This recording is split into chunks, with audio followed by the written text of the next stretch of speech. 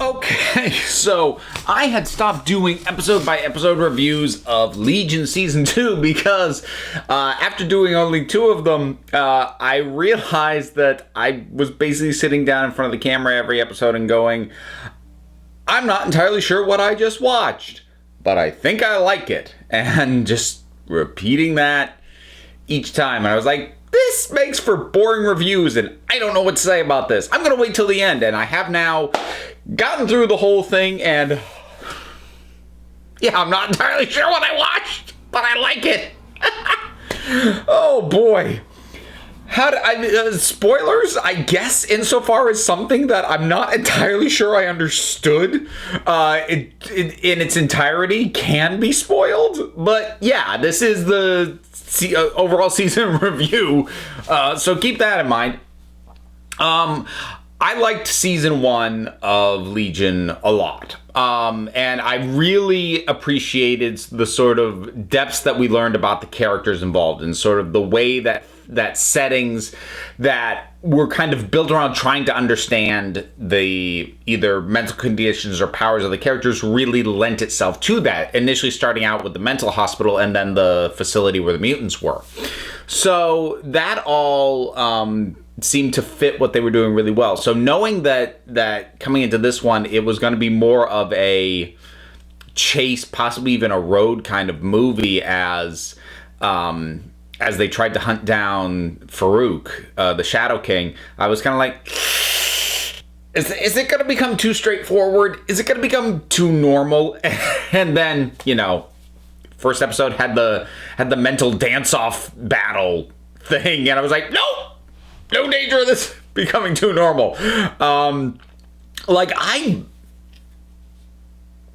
would be really interested if anybody could work out what percentage of the runtime of this second season actually takes place in what is presented to be reality, as opposed to sealed off mental places or future projections or mindscapes or alter realities or all these other things, because I'm pretty dead certain it's definitely less than 50%. I bet you it hovers more around like 25.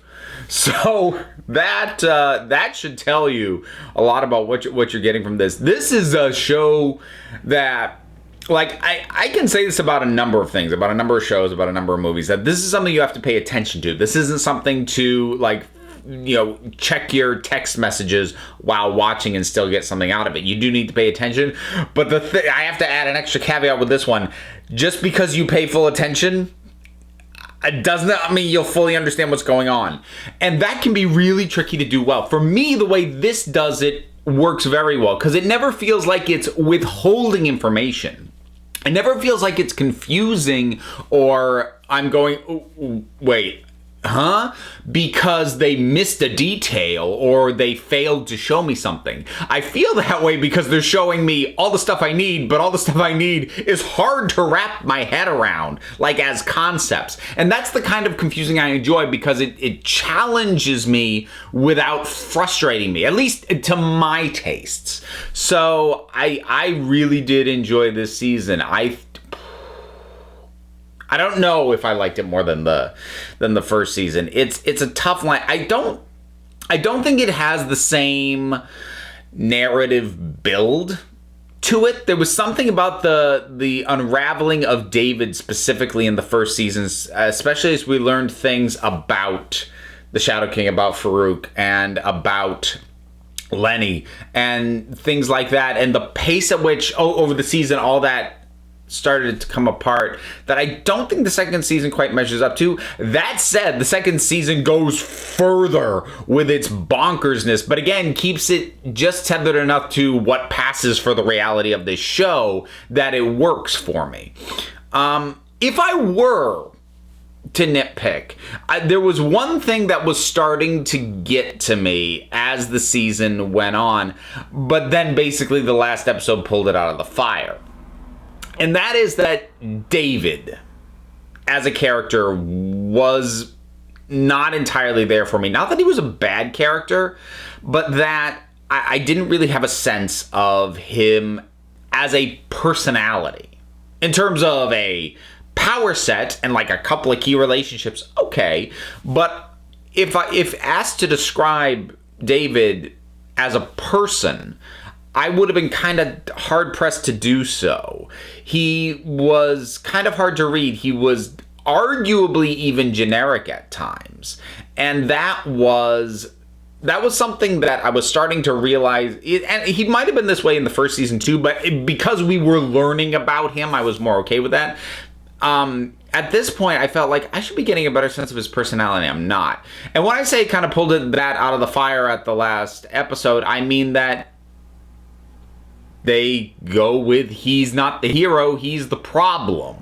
And it's not quite the same thing, but it reminded me rather a lot of the turn of the character of Ward in Agents of S.H.I.E.L.D. The first season of Agents of S.H.I.E.L.D., Ward was generic as hell. And then towards the end of the first season, revealed to be a sleeper agent for Hydra, the enemy thing that they were fighting against the entire time. And suddenly his being generic and bland made sense. He was trying to blend in. So here, it's not quite the same thing, because it's not like David was deliberately trying to trick everybody. He was tricking himself into thinking he was the good guy. But that's sort of the thing. He was sort of internally shaving off his edges, making himself as smooth and presentable as possible, not even without even completely realizing it, so as to present as what the closest thing he could be to a hero. And it does paper over that a bit. I'm not sure it entirely does. I think he still possibly came across as a little bit too bland in certain chunks of the second season, but that move at the very end does make up for a lot of that. So I honestly don't really have an overall like glaring issue. If there was another nitpick, like with Lenny, with that character, I enjoyed Lenny most being threatening and malevolent in the first season, but that was very much Lenny as possessed by Farouk. So when we got Lenny on her own this season, she was back to sort of the scatterbrained, frantic druggy, which isn't bad. It's just you kind of you took it away from what I really liked about Aubrey Plaza's performance in the first season. But again, it worked because it's not like we lost Farouk, and this is a tricky thing to do, because in the first season she for me became the face of the Shadow King, the face of Farouk, much more so than that yellow-eyed devil thing. So this season, to move that to an actor who we hadn't seen before and still have that translate and not have it feel like swapping out Colin Farrell for Johnny Depp at the end of Fantastic Beasts and being like, it's the same villain. I'm like, it really doesn't feel like it. And it doesn't feel like that, because this guy was able to embody all those elements of that character that Aubrey Plaza brought to it when she played it. So that did actually work, and I was surprised. I wasn't expecting it to.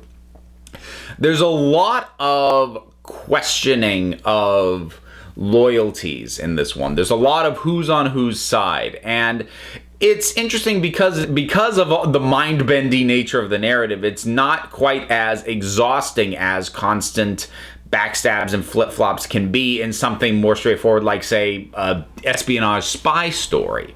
The unique presentation and angle of the mental end of this whole story honestly does a lot to make things that I know wouldn't work for me in a more straightforward story, at the very least, not bother me, if not actually work for me. So I mentioned David being a little weak. There are some very good performances. I actually really took to Carrie in this one. I liked them last season, but I felt like we really got into them this season.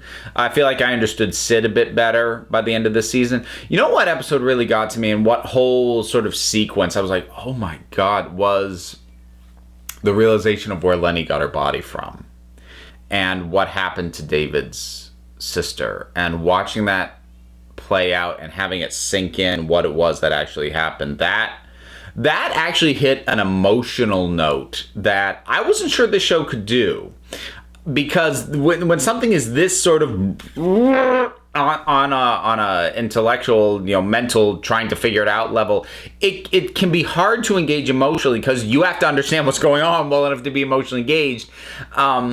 and that's a tricky thing to balance. But here they really did pull that off quite well with that moment. I think that episode, was my favorite episode. That said, my favorite moment of the whole thing, the opening of the last episode with David singing Behind Blue Eyes and him and Farouk with this animated mental battle. It was like watching the two of them fight. It was like a cut scene out of the animated sections of Pink Floyd's The Wall. It was awesome and amazing, and I loved it. And there's so many great surreal images, like the bath plug, the open bath plug in the middle of the desert. And I actually really liked the sort of isolated divergences where like this omniscient narrator talks about these different forms of delusions, these different sort of mental exercises or thought experiments. And that was really interesting. And that, again, that was the sort of thing that on paper should take me out of the narrative, but it doesn't. It all just combines and feeds into it. And it's astounding that this thing works. So I'm trying to think if there was anything else I want. I mean, there's plenty of stuff I've just kind of glossed over. I've talked broad strokes, but yeah, this whole thing. I suppose there were a couple of things that felt surreal just for the sake of being surreal. Like Fukuyama as a character, I found him interesting, and his whole thing was kind of fascinating to watch, but I'm not sure he had a point. Or, I'm not sure there was a reason for him to be like that other than here's something really weird and surreal. And by season 2, I was hoping for more things to feed directly into the narrative, and I'm not sure how much he did, but it was still a very cool look. But yeah, this show is nuts. This season was nuts. I'll be happy when more come back, but don't expect me to ever do episode by episode reviews. It's got to be season overviews if I keep talking about the show, because anything else, you just can't. I can't digest this one thing at a time. I've got to take in the scope of it, and the scope of it is nuts. Have you seen the second season of Legion? Whatever you thought, drop something down in the comments. Let's talk about it. There's stuff to do. You know all the stuff. Support me on Patreon. Like, subscribe, and Twitter, and blah, blah, blah, blah, blah. Links for all that stuff's down in the description. So until next time, this council is adjourned.